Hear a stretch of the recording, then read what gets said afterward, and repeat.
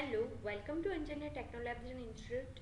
Last લેક્ચરની અંદર આપણે લોકો ઓપરેટર્સ શીખી ગયા હતા. હવે આપણે જે શીખવા જઈ રહ્યા છીએ કન્ડિશનલ સ્ટેટમેન્ટ્સ છે, એટલે કે એને ડિસિઝન મેકિંગ સ્ટેટમેન્ટ્સ પણ કહી શકાય. આનો મોસ્ટલી યુઝ એના માટે થાય છે કે જ્યારે પણ આપણે કોઈક એવી કોડ, જનરલી આપણે લોકો જે કોડ લખતા હોય એ બધું એક પછી રન થઈ જતો હોય, પણ અમુક વખત આપણે એવું કરવું હોય કે અમુક કન્ડિશનમાં જ અમુક કોડ રન થવો જોઈએ, બાકી નહીં થવો જોઈએ. તો જ્યારે એવી સિચ્યુએશન ઊભી થાય તો તે ટાઈમે આપણે લોકો આ કન્ડિશનલ સ્ટેટમેન્ટ્સનો યુઝ કરી શકીએ છીએ. જો કન્ડિશન સાચી પડે તો જ આગળનો કોડ રન થાય, બાકી રન થાય નહીં.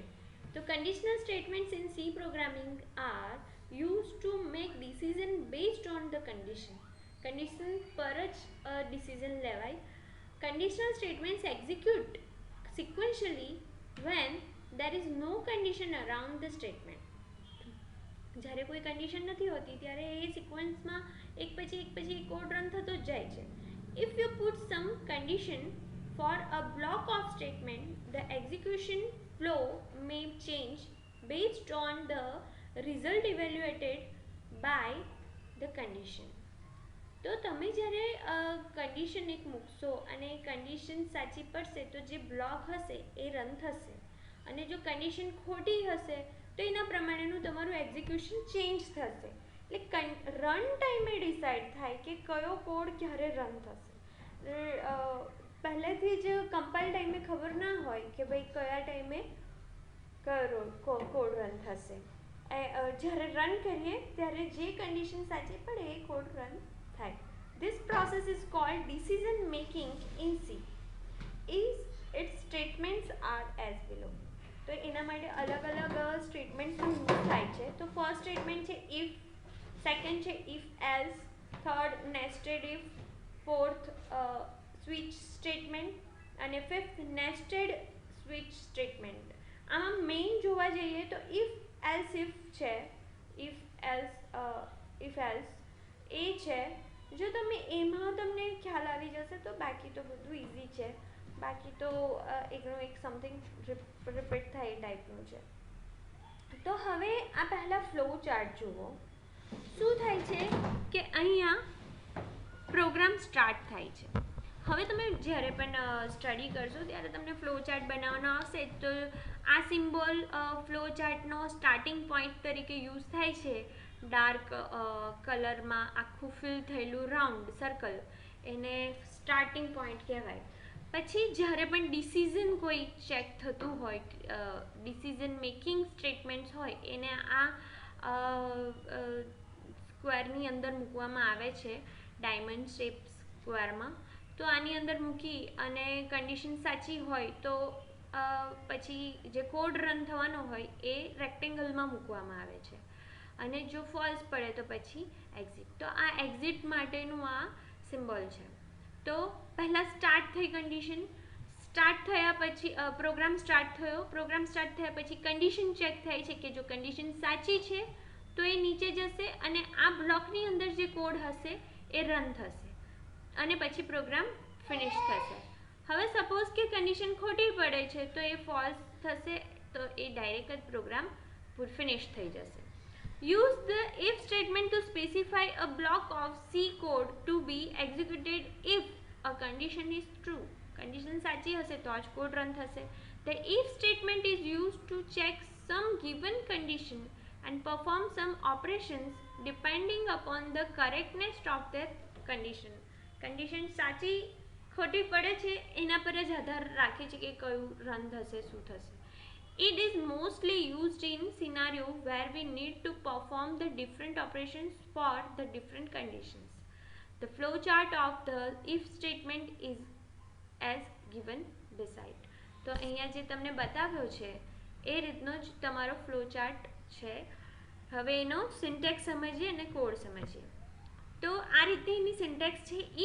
ઇફની બાજુમાં બ્રેકેટની અંદર તમારે કન્ડિશન લખવાની છે. કન્ડિશન કેવી આવશે, શું આવશે હું તમને બતાવીશ.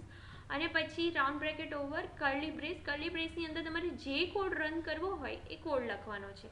કોડ કંઈક નવો નથી આની અંદર અલગ ટાઈપનો, તમે જે ઓલરેડી યુઝ કરો છો સી લેંગ્વેજમાં જેટલા કોડ તમે યુઝ કરો છો એ જ કોડ અહીંયા લખવાનો છે, તમને જે યુઝફુલ હોય એ પ્રમાણે. હવે તમને મેં આગળ કીધું હતું કે કોઈ પણ સ્ટેટમેન્ટની બાજુમાં બ્રેકેટ આવે, રાઉન્ડ બ્રેકેટ, તો એ ફંક્શન કહી શકાય. પણ અહીંયા આ કેસીસમાં, અમુક કેસીસમાં જ મેં ત્યારે પણ કહ્યું હતું, અને સેમ વસ્તુ અહીંયા છે કે આ ફંક્શન નથી, આ ઇફ સ્ટેટમેન્ટ છે. ઇફની બાજુમાં રાઉન્ડ બ્રેકેટ આવે છે પણ આ ફંક્શન નથી, આ ઇફ સ્ટેટમેન્ટ છે, એટલું ધ્યાન રાખવાનું છે. હવે આપણે અહીંયા કન્ડિશનલ સ્ટેટમેન્ટ્સ જોઈએ, પ્રોગ્રામ્સ જોઈએ.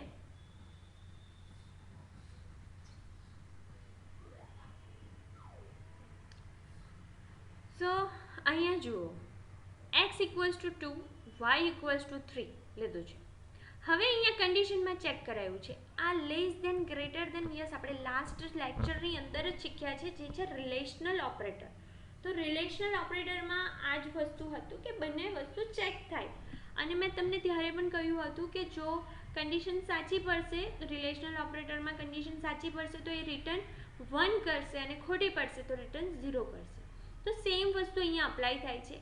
આ જો કન્ડિશન સાચી પડશે તો 1 આવશે, જો રિટર્ન 1 આવશે તો પછી આ કોડની અંદર, આ ઇફની અંદર આ બ્લોક જે છે આ કોડ રન થશે, બાકી થશે નહીં. જો આ કન્ડિશન ખોટી પડશે એટલે કે 0 આવશે તો પછી અહીંયા રિટર્ન આ વેલ્યુ રન થશે નહીં. તમને બતાવું,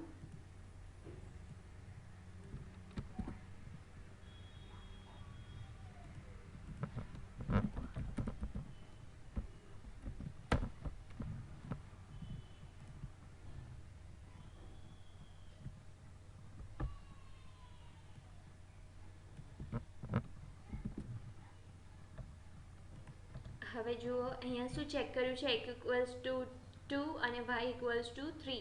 તો અહીંયા ચેક કરાયું છે કે 2 એ 3 કરતાં નાના છે. હા તો છે, ટ્રુ છે કન્ડિશન, તો પછી આ રન થશે, રન. હા, આ સ્ટેટમેન્ટ રન થયું.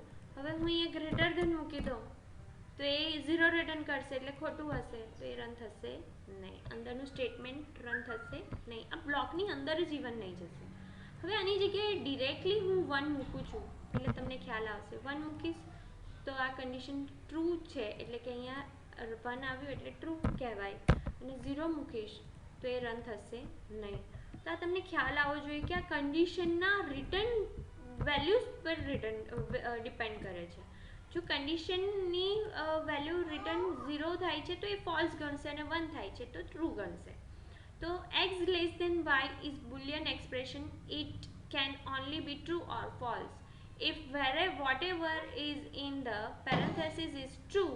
In this case is x is actually less than y. Run the code that follow. તો હા, મેં જે સમજાવ્યું છે એ જ લખ્યું છે. હવે આપણે જોઈએ સેકન્ડ પ્રોગ્રામ.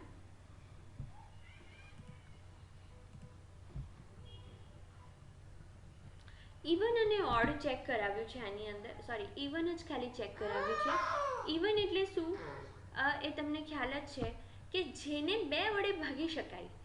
ઇવન એટલે બેકી સંખ્યા, અને જેને એ બેકી દરેક સંખ્યાને આપણે લોકો 2 વડે ભાગી શકીએ, જેમ કે 2, 2, 4, 6, 8, 10, એ બધી બેકી સંખ્યાઓ છે, તો એને આપણે લોકો ભાગી શકીએ છીએ 2 વડે.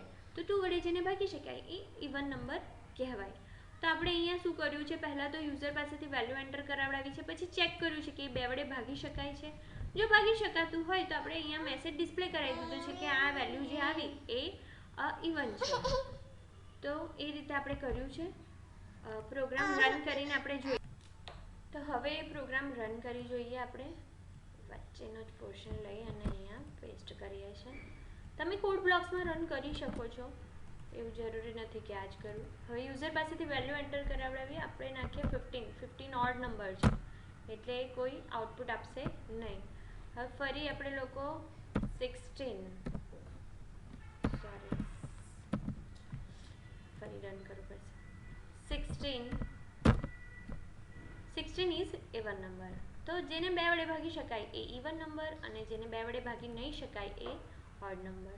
તો આ રીતનું કન્ડિશન પણ આપણે મૂકી શકીએ છીએ કે ડબલ ઇક્વલ્સ ટુ, એ પણ રિલેશનલ ઓપરેટર છે, તમને ખ્યાલ છે. તો આપણે કન્ડિશન ચેક કરાવી છે કે હું આને આ નંબર વડે ભાગું તો એ ઇક્વલ્સ ટુ 0 આવે છે, ભાગી શકાય, એટલે એનો મિનિંગ એવું જ છે કે શેષ 0 વધે, ભાગી શકાતું હોય તો એ ઇવન નંબર. તો તમને ખ્યાલ આવ્યો હશે આઈ થિંક. આપણે નેક્સ્ટ વિડીયોની અંદર ફરી લોજિકલ ઓપરેટર શીખીશું અને એને આપણે ઇફ કન્ડિશનમાં કેવી રીતે યુઝ કરવું એ જોઈશું. તો થેન્ક યુ.